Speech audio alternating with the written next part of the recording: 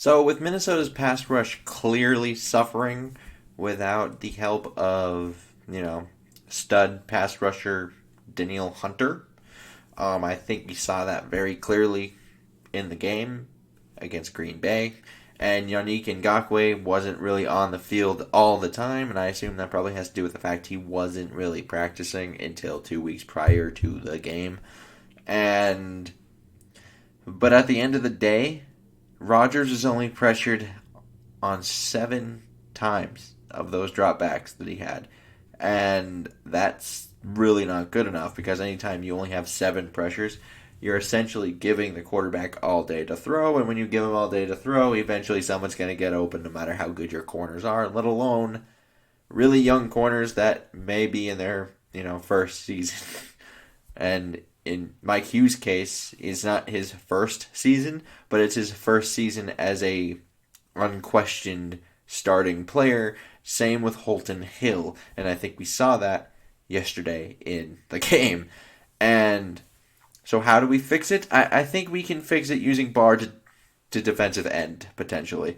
And I know he's only had 15 career sacks after he was drafted 9th overall in 2014 when we all thought, hey, Mike Zimmer came in, defensive guy, new edge rush to pair with Everson Griffin because you just paid him at the time, right? We all thought that was going to be the case. Turned out it was not. But he does have 38 quarterback hits as in his career, and as an off-ball linebacker in 2018, he recorded one or more pressures in 10 of 13 games, with his best number being 6 pressures against the Miami Dolphins.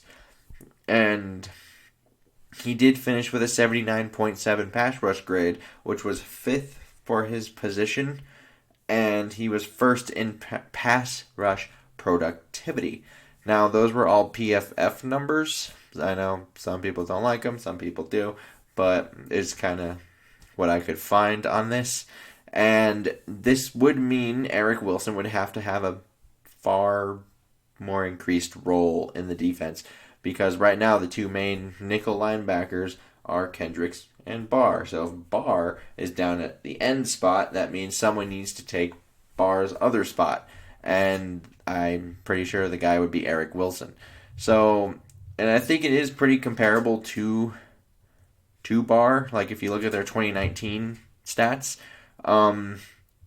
36 solo tackles for Wilson, 54 for Barr. They both had 6 TFLs, 5 quarterback hits for Wilson, 7 for Barr.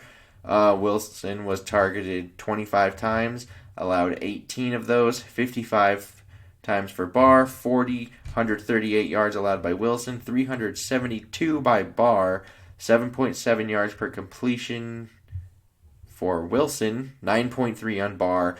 Yards per target, 5.5 compared to 9.3.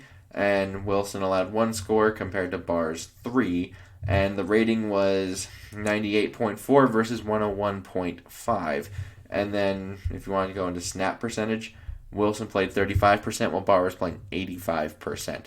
So, just because I think some of those are pretty comparable, some of those are actually favorable, and I think this can be kind of done.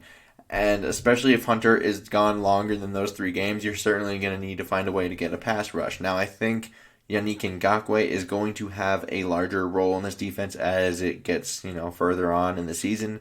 So you will have that going for you at a certain point. But the other spot really didn't provide any. There was no one that stepped up. So now you have to look elsewhere potentially. And you need to find a way to generate pressure if it's not coming. And Barr may be the first one to get the look.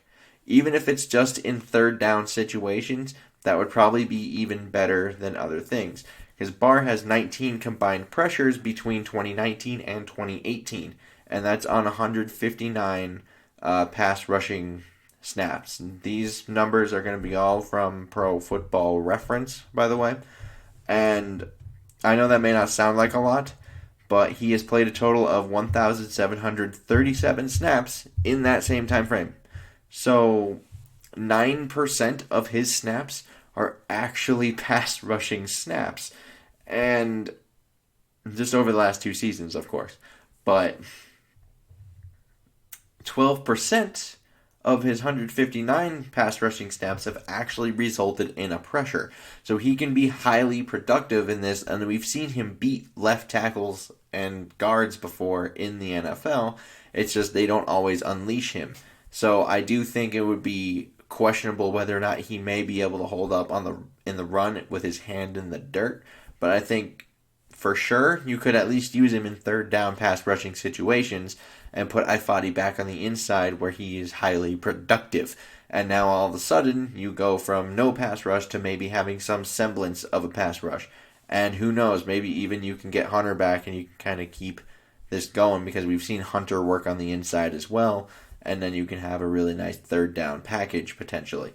And I think that could be a potential solution to this if it doesn't get fixed.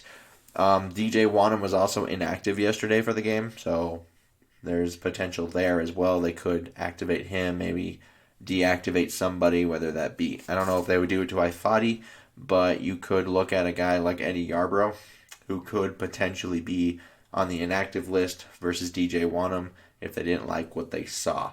And I would like to know your guys' comments down below, thoughts and opinions, all that good stuff. And until, like and subscribing, super helpful. And until next time, I bid y'all adieu.